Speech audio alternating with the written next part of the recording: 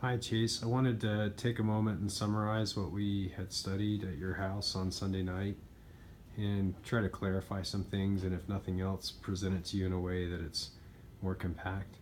The first thing that we talked about was the first derivative test, and that determines critical points where the slope of f of x is equal to 0. With that, once we know what these points are where the slope is equal to 0, we can then look to see whether or not these are maximums or minimums. Remember that if they give you a closed interval, which is to say that these points over here, that it ends at some point right here, it's a closed interval is what they call it, and over here, that when we look for maximums and minimums, we not only have to look at these points, but we also need to consider the endpoints, because like in this case, this one value, even though the derivative is not equal to 0, it's actually going to be greater than this local maximum right here. So remember that what the critical points, if f of x is equal to 0, we either have a maximum, a minimum, or a saddle point, and we'll talk more about these.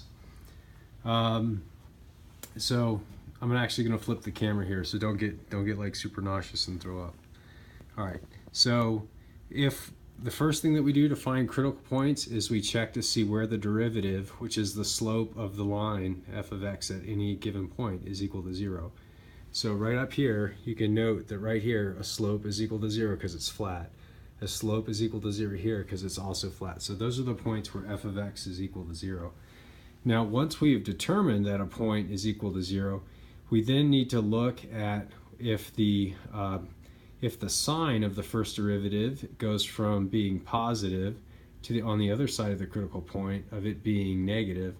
And if that's the case, that is going to tell us that this is a maximum like this. If you can think about my hand right here sitting on that curve, and if we go here, we see that the derivative here is positive, right? It then goes to 0 right here, and then it goes negative down here. And so in that case, when it goes from positive to negative, you then have a local maximum right there.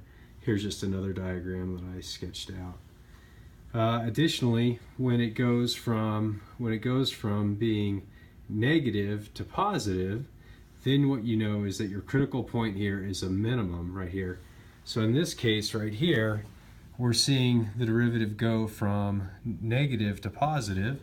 So here's your slope right here, it's definitely negative. It goes to 0 and then it starts to go up. The slope starts to go up.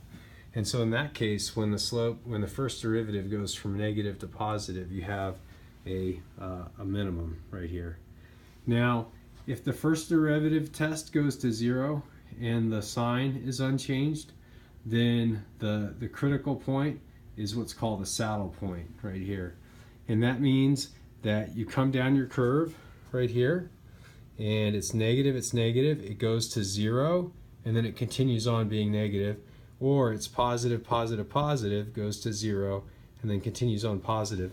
If that happens, then it's known as a saddle point, which is different than a point of inflection. A saddle point is actually a special case of a point of inflection, and that's what we're going to talk about next, because that is tied into the second derivative test. And the second derivative test confirms that you have a maximum when f double prime is less than 0, or a minimum when f double prime is greater than 0. Remember that when we take another derivative, like in this case we took a derivative of the first derivative, that gives us the second derivative, we're essentially looking for where or how the first derivative is changing. So remember that was the first derivatives of the slopes of the line, and we're asking ourselves, are those slopes getting smaller, smaller, in which case f double prime is less than 0, that means that you have a maximum. Or is the second derivative greater than 0, in which case you have a minimum. And I've tried to sketch some of that out here.